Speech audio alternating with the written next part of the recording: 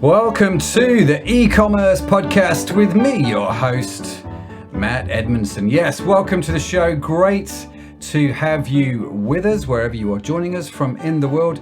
This show is all about helping you to deliver e-commerce wow. And today I am super excited with today's guest, Rick West, who is joining us all the way from Alabama. We're going to have a great conversation. But Rick, before we get into it, one of the things I like to do is just give a quick shout out to past guests and episodes that we have had. And given the conversation that we're going to have tonight, I thought it would be great to mention Tim Jordan's episode with us on how to choose a winning product every time. Do go back and check that out. It's all on the website, ecommercepodcast.net. We've got such a back catalog. You're going to want to check it out.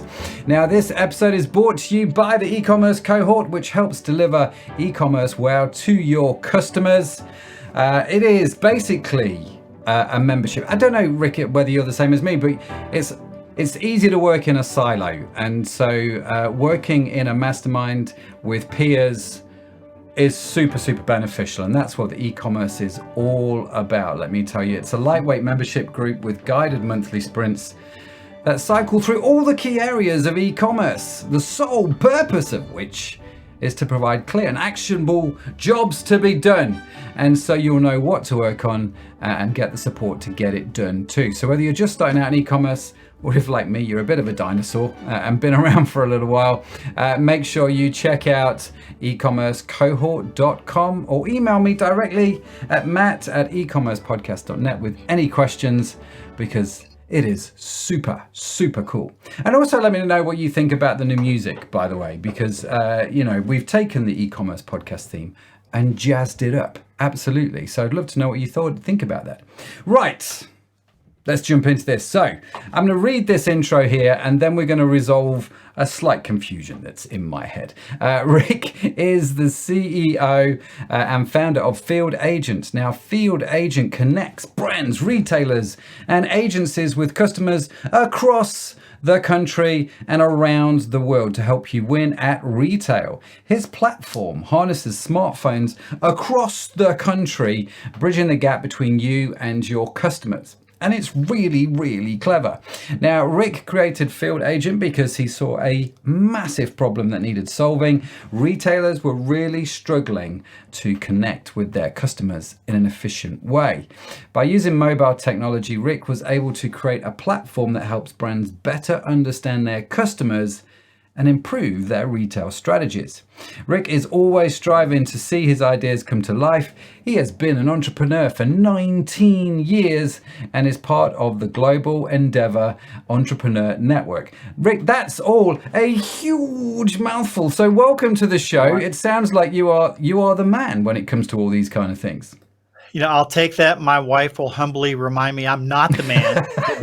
I will take that. Listen, I will always be known as Kim's husband, or Hannah and Logan and Sarah's dad, or Ketting and Josie's granddad.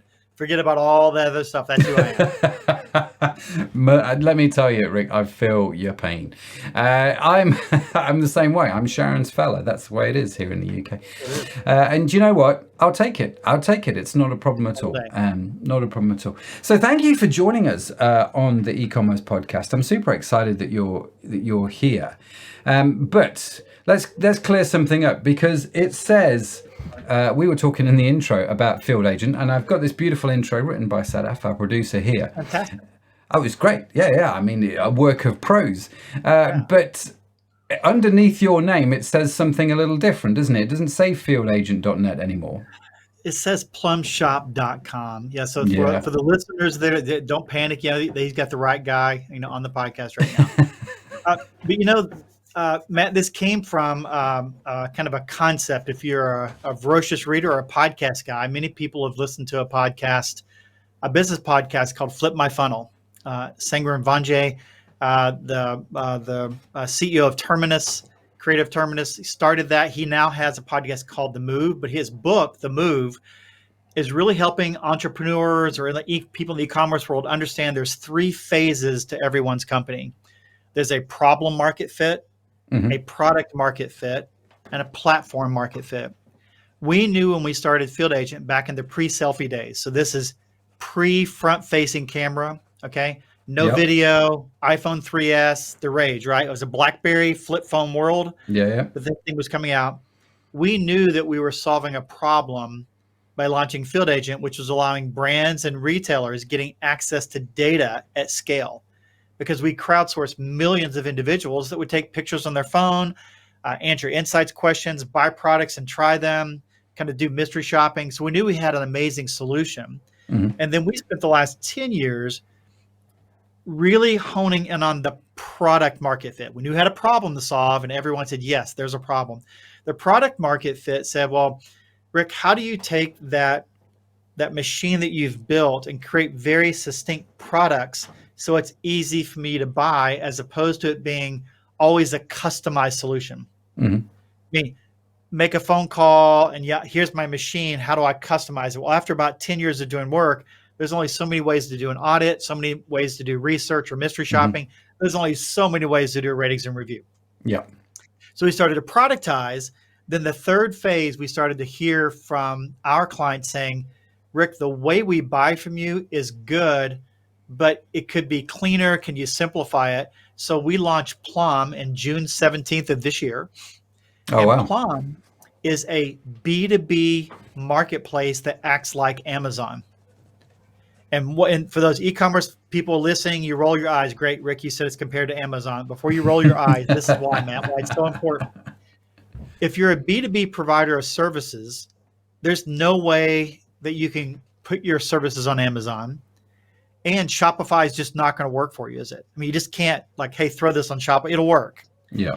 So we spent the last year or so within COVID really developing a marketplace so that you can click, answer a couple of questions, and go to a cart and check out with a cart, just like you would Amazon or Target or Boots, anyone, any mm-hmm. type of retail B2B engagement.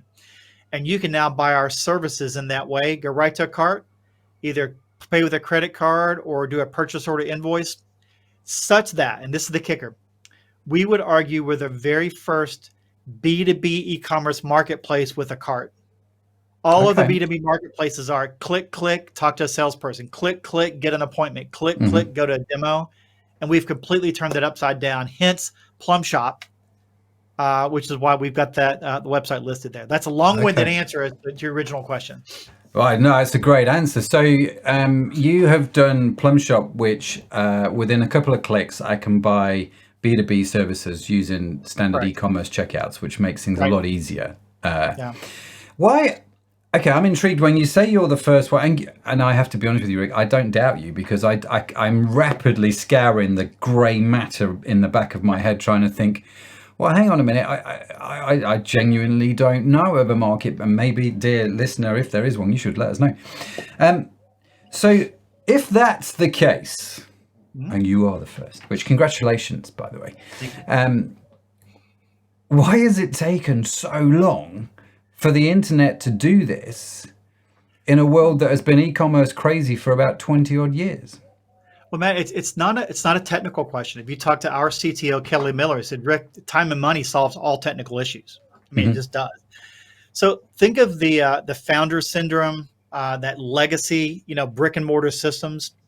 For me to take an agency, and let's say the agency does e-commerce work and they want to help you do SEO. What the agency wants is that I want to have billable hours, and I've staffed it. I've got an onboarding team, a sales team. I've got a client success team. I want all that to come in.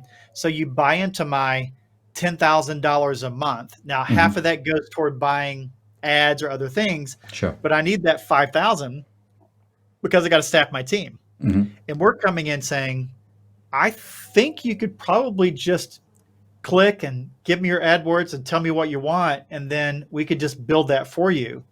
Well, that turns that model upside down. If you're a legacy system or a legacy agency, what am I going to do? And so what we tell people is that why don't you let that agency infrastructure be focused on the large custom problems to solve, mm-hmm. and the other 20, 30, 40, 50% that's fairly rote, why don't you make it frictionless and a better buying experience because, and this is the nugget for everyone listening, the 20, 25, 30, 35-year-old person that's willing to buy a car from Tesla without driving it, that's willing to look at a video and do a walkthrough of a home and buy it without seeing it, to do all the transactions via DocuServe, and to send money back and forth. You're telling me they're not going to spend $1,000 for ratings and reviews when they're willing to spend $70,000 or $100,000? No, Rick, we really need to have a meeting. I'm like, no, you don't. You don't need to have a meeting.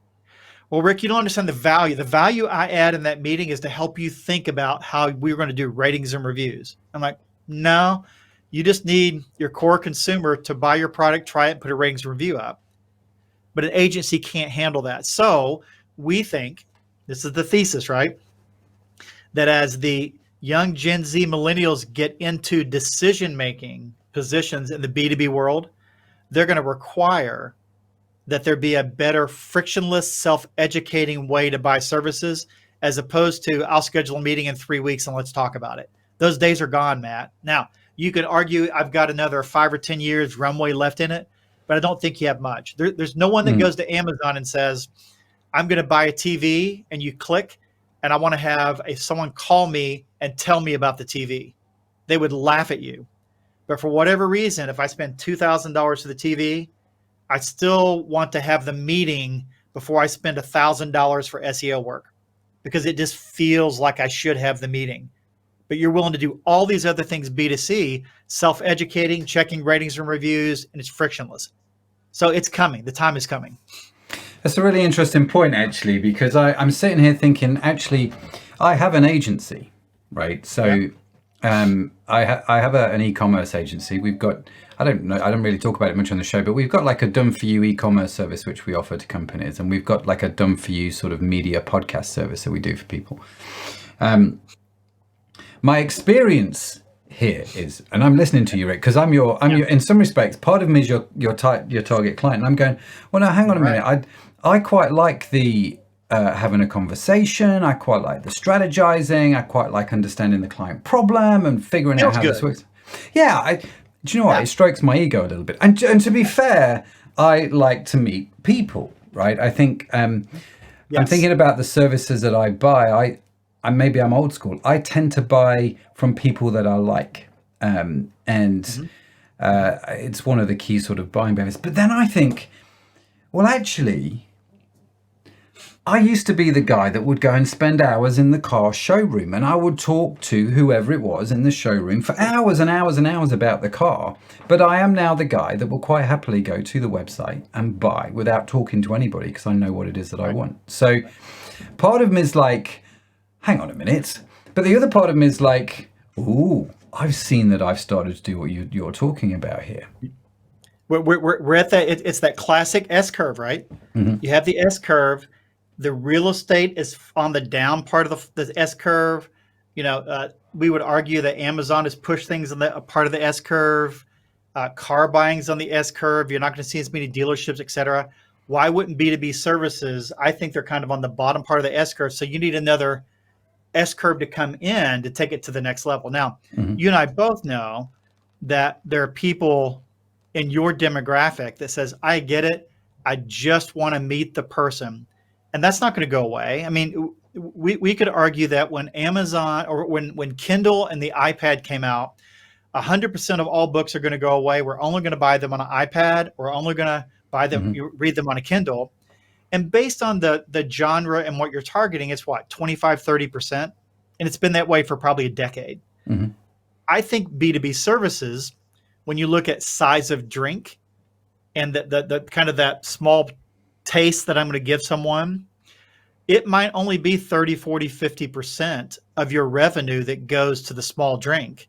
And this massive custom piece may still have great interaction with salespeople. That's not going to go away. But then you're a business guy. You've done the math. In order for someone to justify spending the time that you just described, they're going to have to buy at $10,000 or 20 or 30. Well, what about the other 100,000 people that would love to have a taste of what you do, and they only want to spend $5,000? You're like, I can't justify it. Or 1,000, can't justify it. Well, e-commerce says, of course you could justify it. You know the questions you're going to ask them in the meeting, have them go through a process. You know the inputs you're going to need, have them put in the inputs, and you know what you're going to charge them. And so there's a part of your business that says, gosh, now, Matt, you and your team can now serve 1,000 clients versus your top 50, because your 50 are difficult and expensive, but yet it's a great quality experience.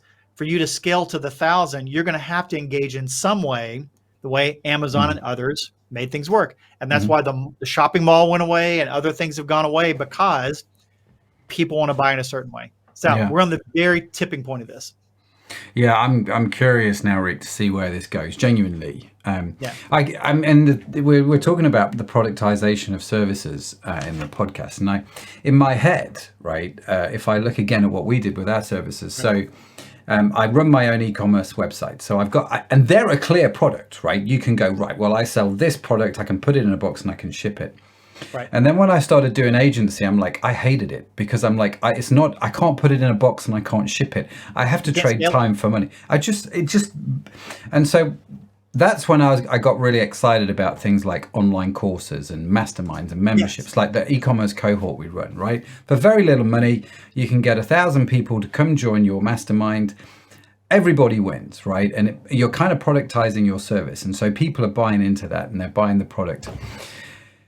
And what I found was that actually, if you had, say, 1,000 people who did your course, 100 of them would contact you about your coaching services. They would want a much more personal interaction with you. And so that became like part of the funnel, if that makes sense, and you funneled them down. So what I hear you talking about here is you're kind of like, well, you've got your courses and your standard productization of a service there. You're now on about productizing the rest of that funnel. Have I understood that right? Yeah, think of the concept of LegalZoom. We would have never dreamed 20 years ago that in order for an e-commerce company to do a startup, they can go to LegalZoom and incorporate, do their LLC, get their operating agreement, and never talk to an attorney. It just, there's no way that would ever happen. Today, why contact an attorney? Now, as you grow and you get more complex, then you want to go have a great conversation with Matt, explain where your vision, where you're going, and you do customization. Because there's no attorney with any scale that says, I want to talk to 1,000 startups. You just don't. That's why it's so expensive. So the funnel part of that is so true. LegalZoom says, well, I'll take all the small ones. And I know that I'll eventually lose them, but I've given them a good flavor. Now LegalZoom says, here's my referral network. Based on where you are, let me refer you to one of my attorneys. So you see where the business model is coming in from that perspective. And that's really what we're trying to drive here, is that we know that our problem solution is right on. Our products are amazing. Our clients started to say, I'd like to have a different buying experience with you. And based on the way we were staffed today, I couldn't talk to the 1,000 small guys. I can't afford it. I think in COVID, the example was Zoom. Zoom went from, 30 million users to like 200 million users, or 10 to whatever it was, crazy number.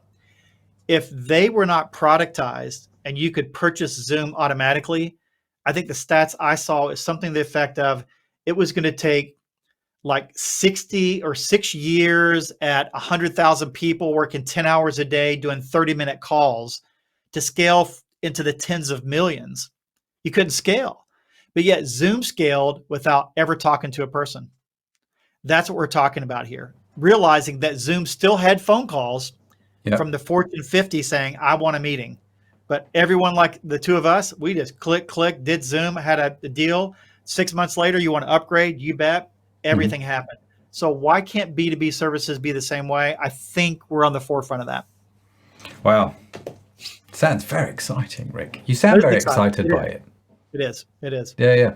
So we were talking before we hit record, and you mentioned Gabe White as someone who you're excited, a guy you've known for years, if I remember rightly. Has he gone, or is he going through this process with you? Is there a story there? He is. And so Gabe, brilliant guy, but has been in the agency world, forever. In the customer marketing agency world. And then the last 5-6 years really started focusing on e-commerce, kind of in your space. And small group of soldiers all locked in arms, and they've got this startup, and he's feeling the scale. He's like, oh, I can just feel the pressure, and I can't handle the engagement that I want to. And our engagement said, hey, what if we took your product and we put your product on Plum Shop so that people could buy a taste or a small drink of what you do. Based on who engages, you can choose the ones that you now want to call and engage because they could be a much larger contract. And for the other ones, have an amazing experience. So he's been a fantastic partner to help us understand on the e-commerce world how to take his customized agency services that he would sell products. How do we take that product and make it a frictionless engagement? And he's been a fantastic partner to help us think through that. So what sort of things have you discovered with him?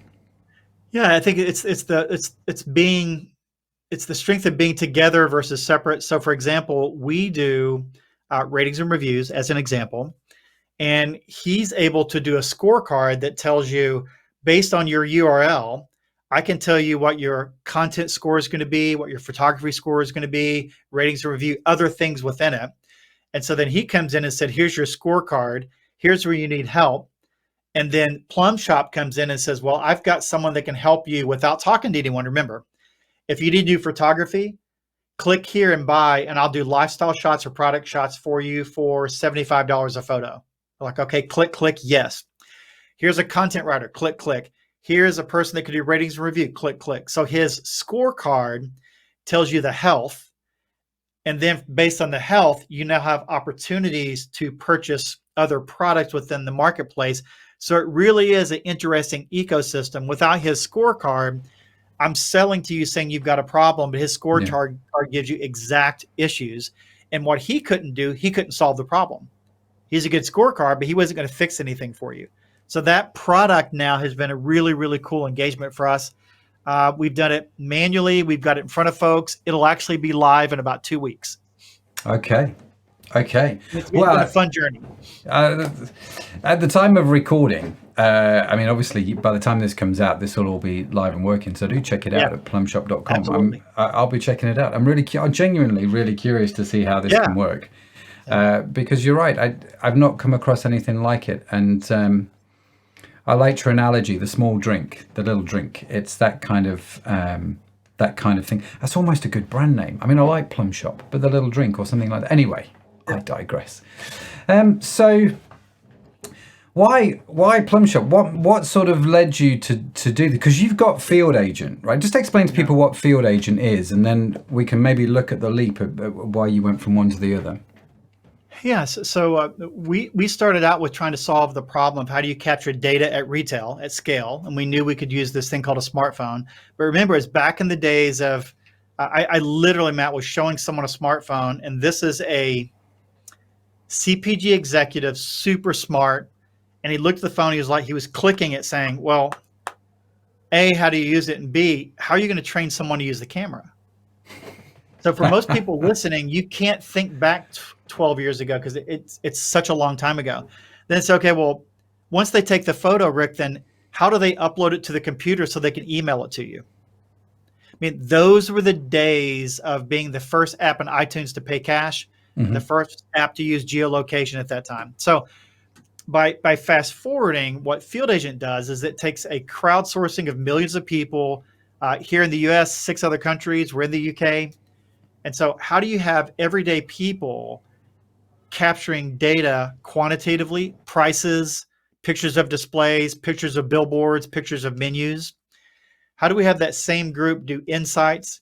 I want to send in a female 18 to 30 to talk about cosmetics and provide insights. And how do you have them buy product, try it, and sample and do ratings and reviews?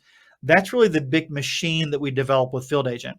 And as we talked before, I knew I had an amazing problem solution and I had a great product, and that was just how people wanted to buy it. But we've been driving that business now for about 12 years. We're the go-to partner for someone that's trying to figure out what's happening at retail in near real time. Yeah. No, it is. It's a clever idea, and it's a great little product. Thanks. I shouldn't call it a little product. That sounds a bit too demeaning, but it is a great product. No. I'm also probably the only guy on your podcast that's telling people that if you're an e-commerce provider today, or you're doing e-commerce work, we do a great job of doing concept tests. You can have people go to your website, tell you what you think. I mean, we do a great job of doing research. But I'm also probably the only guy on your podcast that pays people money that listen in. So if you don't care about Field Agent and you just want to make a little extra cash, download the app, and I'll pay you $2, $5, $10, $20 or £10 just to go take some pictures or engage a little bit. So I'd love to offer people money as well. Yeah, now I'm actually, you probably don't realize this, somewhere I'm on your system. I'm signed up as a field agent. So I was really curious by this process.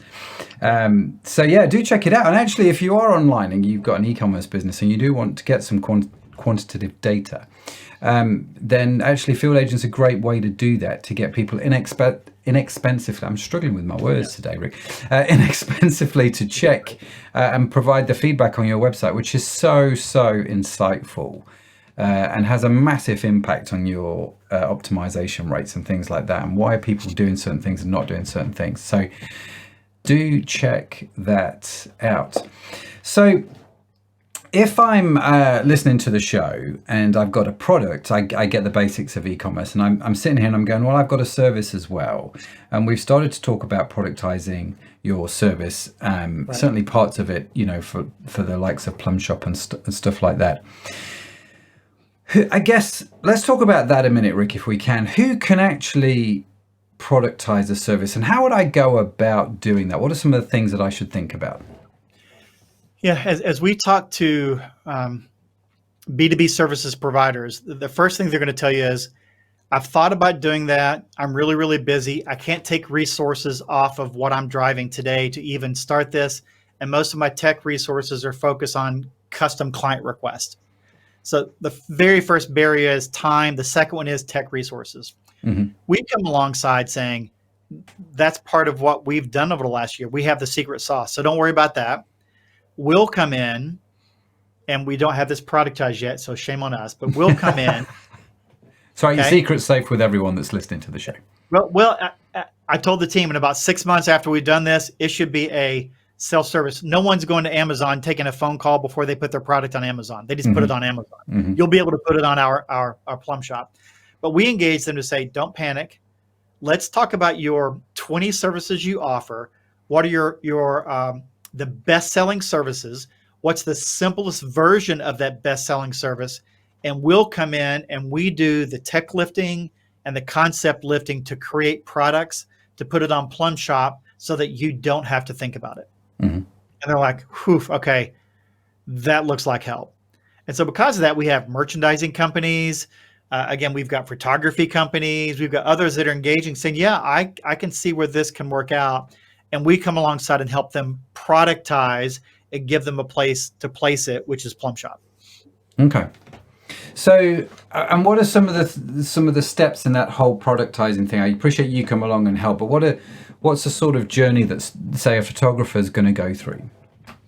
Yeah, so think of a photographer that, and in this case, we'll take the one product, which is we do lifestyle shots. Well, the first thing you want to do is, no, I need to spend an hour interviewing. I said, no, you don't. No, you don't. Yeah. I can go to product person A and say, show me some photos of recent lifestyle shots that you have, upload those and give me the taste and feel. Upload your style guide, because every brand has a style guide. If I follow your style guide and I hit this, then tell me a couple of other things. And I basically realize, oh, I just need to answer a few questions. And then I'm going to come back to you again with a proposal saying, this is what I heard. I kind of productize that, sign off on it, you're done. And next thing you know, in about a week, you've got, 20, 30 photos of lifestyle shots based on your style guide, based on the inspiration you've given us, and we can go make that work. So that's kind of how a process would work, coming in to make something like that work. So I guess if I'm productizing the service, whether it's photography or if it's something else, I'm thinking, what are the core components? What are the core questions that I need to ask somebody? And how can I use technology to get that information out of them in a quick and frictionless way, right? And once I've defined that, alongside, what my basic products are, I'm then starting to get somewhere on the right path in terms of how this is going to work. Right. I mean, even if you choose not to do the technology part of this, and this is really for anyone that has an agency listening, if I hired a new client success, new salesperson, shame on you for not having a playbook that says when you interview a client, make sure you do boom, boom, boom. I mean, if you've ever read the book Checklist Manifesto. No, I haven't actually. Fantastic book. It's really simple, saying this is how the checklist concept is how we reduced, and I don't remember the exact numbers, but how you took deaths from operating rooms from like 20-30% down to virtually nil because people weren't following the checklist of washing their hands and sanitizing things.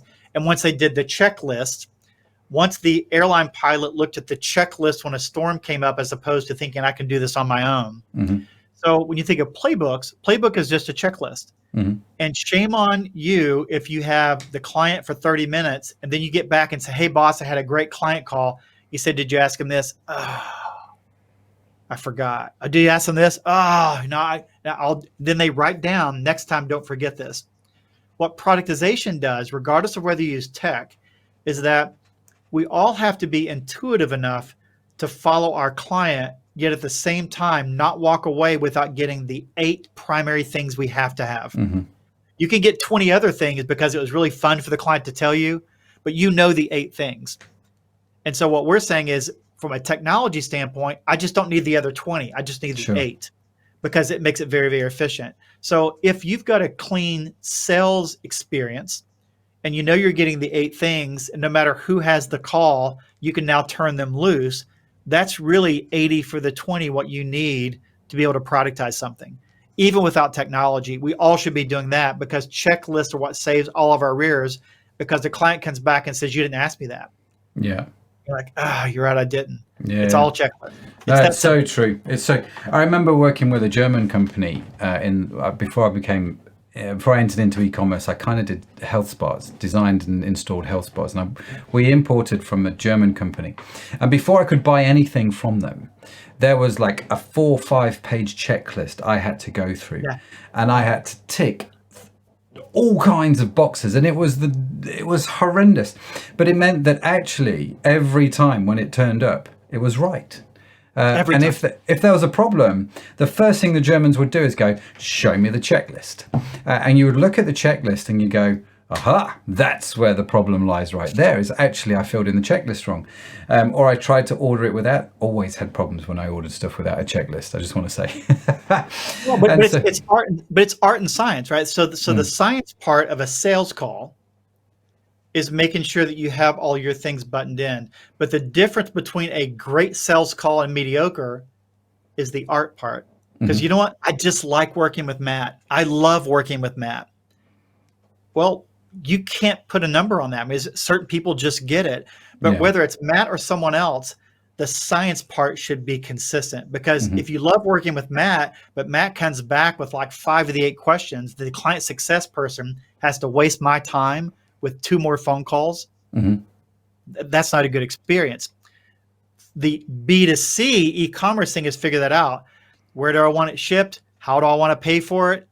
If they didn't ask those questions and I had to come back and say, oh yeah, by the way, I forgot to ask you, where do you want this mailed? No way B2C would work, right? Yeah. And if like I have a Jeep, and if I'm going to buy things for my Jeep, Amazon said, are you still buying for your 2015 CJ7? I'm like, yes, I am. Because even they know now when I buy a product, they say, whoa, that won't fit your Jeep. See, so even Amazon went to a little bit more depth to say, nah, that won't really fit. Well, that's what we expect salespeople to do. And we all know we get bit every now and then because I forget to ask question A or B. Yeah, no, it's very good. Very good. We've never talked about checklists on the e-commerce podcast before. Wow. Well, world first. And actually, I'm surprised we've not talked about it before because they are so powerful. Check out, what was it, a book, Checklist Manifesto. Was that right? Yeah, great. And it's, to me, I'm not a ferocious reader, so it's got great margins, small book, easy to read. It tells you, but the stories, again, I'm a storyteller, Matt. So the stories are what's powerful. Is when you think about being in a surgery, you're like, well, of course that makes sense. Why wouldn't they follow it? When you think about the pilot, but yet when I'm selling e-commerce agency, why should I follow a checklist? Because it's not that important. You're like, are you kidding me? It's my lifeblood. Of course it's important. Yeah. So checklist makes sense. Yeah, no, totally. I like that. I really, really like that. Rick, listen, I'm aware of time, and I feel like I'm just starting to scratch the surface of things that we can actually talk about. I mean, we honestly, but I wanted to be respectful of your time. So, my final question for you, sir, before we get into this whole how do people reach you, how do people connect? Do you know what I mean? The question that I have for you is this. I don't know if you remember at the start of the show, I said that today we're sponsored by the eCommerce cohort, which is actually one of my products, right? One of our sort of online services, which is great. And it's all about using coaching and peer mentoring to deliver e-commerce well. So imagine, right, you are standing up in a room full of the cohorts in a hotel somewhere, and you've just done this talk on, why you need to offer productized services. And you talked about Plum, and the book actually is partly answer the question. You get a minute to thank all the folks that have had a big impact on your life, family, mentors, authors, software, podcasts, whatever it is. Who do you thank and why? I'm super curious. Yeah, so we have to, the first one, I would be nuts not to say my wife to start out with that, my life partner. We've been dating 41 years and only married 37. So 37 on Wednesday of this week, July 20th, 37 years. But keeps me humble. She's an encourager, keeps me humble, and it's just truly a life partner here. On the encouragement, mentoring side, it's a guy by the name of Lee Yee. Okay. Lee Yee. He's an old Goldman Sachs guy, got into the ministry world, and we were elders together at a church in Hong Kong when I lived there. And he's the guy that's not afraid to tell me my baby's ugly. Okay, because that's a great phrase. Yeah, remember, 99% of all babies look like aliens. Every now and then you get that one like, oh my gosh, that's a cute baby. But most of them are just, their heads are warped, their hair's off. They're not cute. And so as an entrepreneur, everyone thinks their product is cute. Everything's perfect. You're like, nah, not so much. Mm-hmm. So Lee's really good. And here's one thing he'll help remind you is that we all have to understand is the reason that you're on the podcast, is the reason that you're speaking, is the reason you're in this position because of you, Rick, or you, Rick, the title. Yeah. And from an ego standpoint, you got to understand because of the title and where you are, you get a certain group of people that want to engage with you. Mm-hmm. And you've got to make sure that you separate that from who Rick is. Mm-hmm. Because the people want to engage with Rick around mentorship, discipleship, other things are over here. There are other people that want you for the title. And when the title goes away, are you going to be okay? Are you, the man, still going to be okay with who you are and whose you are? Because the title will fade. Mm-hmm. And he's really good about keeping me like, are you sure you want to say that? Are you sure you want to do this? Fantastic. So it's been fantastic. We all need a Lee in our lives. I'm reminded of that. Yes. I don't know if you ever saw the movie Cool Runnings about the Jamaican bobsleigh team. Yes. And I remember really clearly in the line, the guy is asking his coach who cheated a few years prior in the Olympics. And he's like, why did you do it? And he was like, well, I just had to win at all costs. And he turns around and he said, well, how do I know? How do I know if I'm going to be all right? And he said, listen, if you're not enough without the gold medal, you'll never be enough with it. And it's that kind of phrase, isn't it? That kind of thinking which says, it doesn't matter what the title is. It doesn't matter what the bank balance is. If you're not enough without it, you'll never be enough with it, right? So true. So true. That is gold right there. And that's the beauty of people like Lee. Like we could just... Mike, if I had a mic, I'd drop it right now. Yeah. So true. So shout out to Kim. Was that your wife's name? Did I remember that right? Kim? Yes. Yeah. I tell people that I was married to Kim West before Kanye was. Yeah, the original. Absolutely. I like that. That's brilliant. So shout out to Kim and also to Lee. And congratulations on 37 years married. That's awesome. I'm coming up to 25, so I'm a little bit behind you. I'm still playing catch up, but that's awesome. I love that. I love the fact that you guys are still very much a partnership, very much in love. That's just brilliant to see. So, Rick, how do people reach you? How do they get hold of you if they want to know more, if they want to reach out? Yeah, so they don't have to remember much. I mean, obviously we've pitched the plumshop.com. They can learn about our products. But if you want to contact me, because if you're a friend of Matt's and this podcast, just go to LinkedIn. You don't have to remember much other than Rick West Field Agent. You can find me, DM me there. You'd be surprised how quickly I'd say connect and talk. If you want to spend some time talking through this or anything else in life, if you're a friend of Matt, you're a friend of mine. Bless you. That's awesome. So we will, of course, put a link to Rick and his LinkedIn profile and to Plum Shop and all of that sort of stuff. We will put that on the website. Yes, we will, which is ecommercepodcast.net. So there you have it. Another episode. What a great conversation. Thanks again, Rick, for joining us, man. Totally appreciate that. It's just great, isn't it? I love having great conversations. I genuinely do. So don't forget to subscribe wherever you get your podcast from, because we have some more great conversations, if you can believe that, lined up, and you're not going to want to miss any of them. No, you are not. And in case no one has told you today, you are awesome. The e-commerce podcast is produced by Orion Media. You can find our entire archive of episodes on your favorite podcast app. The team that makes this show possible, the legends, Sadaf Bainon, Josh Catchpole, Estelle Robin, and Tim Johnson. Our theme song is written by me and my son, Josh. And if you would like to read the transcript or show notes, head on over to the website, ecommercepodcast.net, where you can also sign up for our newsletter.